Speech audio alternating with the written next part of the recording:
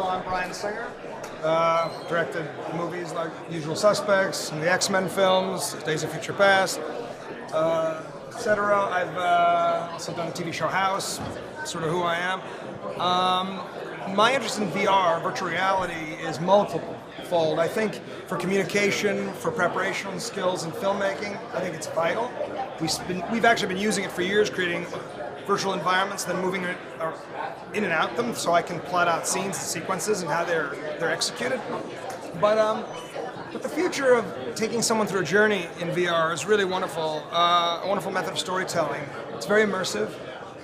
Whether you're sitting in a chair, or whether you're walking on some kind of platform that can move you around, or whether there's 4D effects like wind and physical effects like the Void in Utah, Provo, where I've been, and I've experienced that virtual reality, which is very advanced. It enables you to tell a different kind of story, one that's closer to, I think, theater in a strange way. That is sort of like seeing a play allows you to be the editor. It allows you to decide what you want to look at. In one moment you may want to look at the main character, the star. But in another moment you may want to look over at one of the bystanders. And so when you shoot in VR, everyone's got to be on their game because you're creating a living, moving experience that you're immersed in.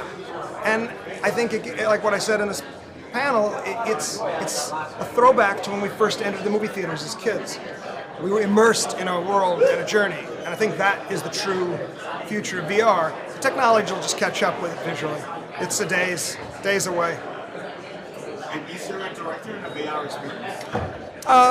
Absolutely, yeah. I believe there's a director in a VR experience as there's a director in a theatrical experience. You need someone to gather the actors, to gather the background players, to block out the drama of the scene, and to coordinate everything, and the idea, and to also guide the viewer through that universe, through that VR universe. To sort of say, all right, come over here. Why don't you look at this? Oh wait, maybe this is where you should be looking. Because it's VR. You can look where you want. You can look at the floor if you want. But as a filmmaker, I have to guide you to look where I want you to look. So it's a new task. It's a new challenge. It requires new skill sets. And lastly, what's the most exciting thing in VR for you? For me, the most exciting thing is the immersive experience, is the transportational effects of it. Taking you places that you just could never go. The surface of the moon, for instance. Imagine watching the moon landing, the first one, happen right in front of you. And then being able to step under Neil Armstrong's legs as he takes those first steps on the moon. I experienced one the other day, the Wright brothers' first flight. But I experienced it in VR, so I was standing sort of in the desert field, and there was the plane, and the Wright flyer, it flew over my head, and I got to see it, and then look at the photography, and I had to and I think for education it's great.